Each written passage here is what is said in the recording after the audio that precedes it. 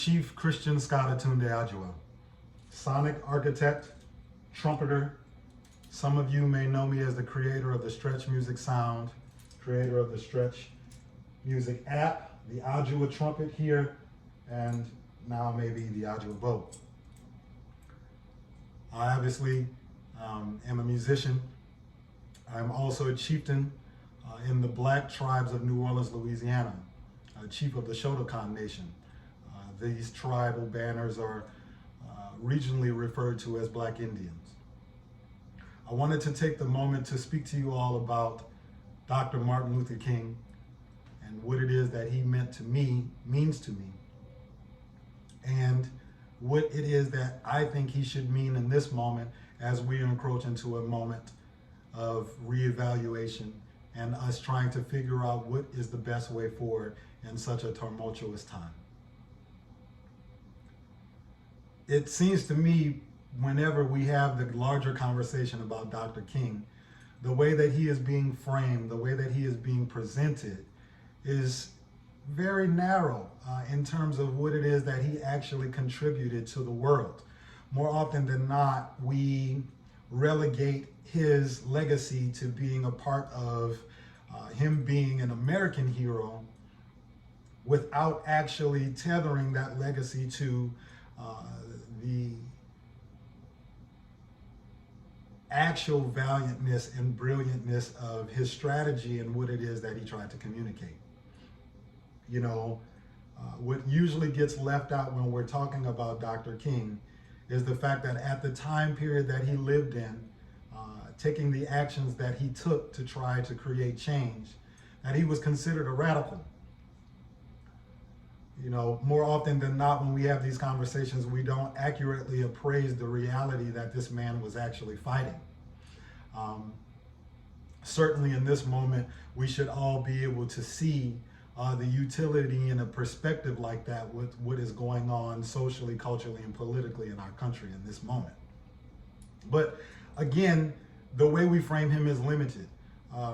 You know, we look at him as an American hero, as opposed to a global hero and someone that I think in the annals of history and time, when we look back at that time period, 100 years, 500 years from now, is a person that you may make a healthy argument that has a similar energy and efficacy as a character like the Buddha or Jesus Christ. When we talk about Dr. King, you're talking about a man that was valiant and brave enough to stand in open opposition of the American experiment, the American Republic, and to stand in open opposition to the principles and the ideals of white supremacy and terrorism, in a moment where most of the resources that you and I enjoy don't exist, while simultaneously saying that he would never lift a finger to harm another human being.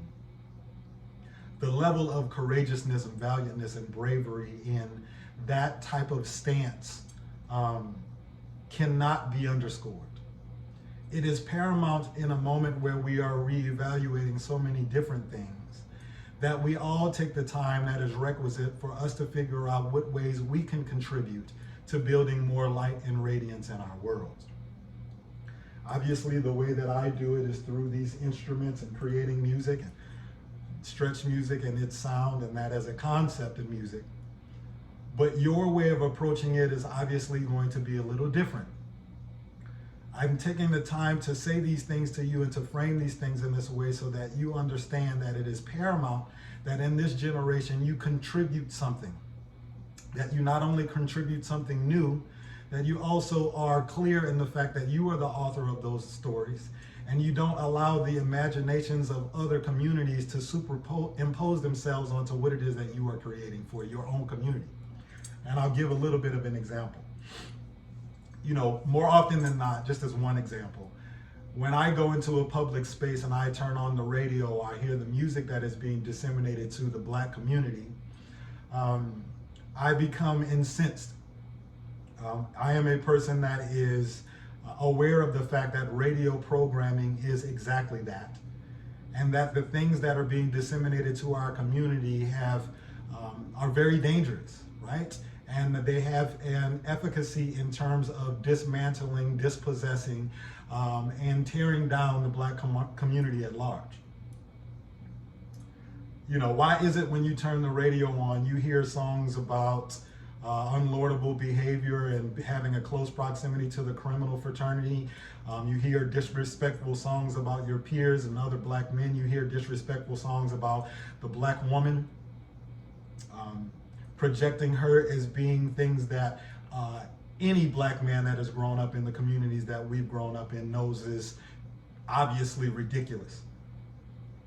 You know, and just as that specific thing as an example, you know, we have these projections of our women that we know are absurd.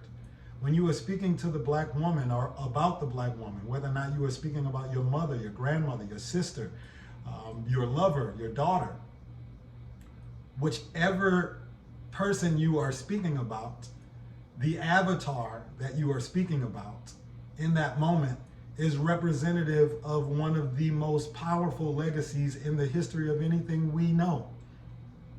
The Black woman is a reflection of cosmic radiance, and she is the incandescent earthly mother and mirror to your actual universe. It is very difficult to distinguish her from a goddess on this planet. She is the only being that has the mitochondrial information requisite to create all men, all types of human beings, birthing all colors. So when we are speaking to her, when we are speaking about her, we have to be able to reference this part of her larger history, but also reference the fact that she is also subverted and repelled and rebelled against everything that was done to dismantle her light. We have to speak to her and about her in frames that deal with her resiliency and her resilientness, how beautiful and radiant she actually is, her ability to accurately assess the larger environment and to radiate the things that are requisite to move forward. The reason that we are in the political situation that we are in now, where, you know, we have hopefully walked away from some of the energies that have existed in the last 4 years, is specifically because of the contribution of the Black woman and her unyielding commitment to truth and actually speaking and representing truth to power and being unyielding and unflinching in her ability to do that while simultaneously staying tethered to her light energy and the mission of her community. So when I hear a song that says WAP, or I hear a song that says to, you know, this dance move or that dance move, or, you know, any of these things, it's not to say that those segments of our community don't exist. My exception to it exists only in that I know that the experiences that I have and most Black Americans have and Black men specifically have with Black women are actually connected to some of the most radiant and beautiful and love-giving experiences of their lives. So it is my hope that those things are the things that are projected in the next generation, in the next moment. So again, I know in a time period where we are reframing so many different things and trying to evaluate and reevaluate how to move forward, this is just my offering in a moment where we're speaking about the great Dr. Martin Luther King, and we're speaking about the music that is being contributed in this moment, is a reevaluation in terms of how we see him, how we see ourselves, and moreover, how we represent and see the Black woman, her regality, and her sovereignness as one of the most beautiful beings to ever grace this planet. And I hope you guys can take this with you and that it offers some food for thought in your own reevaluation during this moment. And this is offered with love and light and against all derision and hate. And hopefully we will see you guys very soon at a concert someday, somewhere. Again, I am Chief Christian Scott aTunde Adjuah, and I am grateful for you for this moment. Thank you.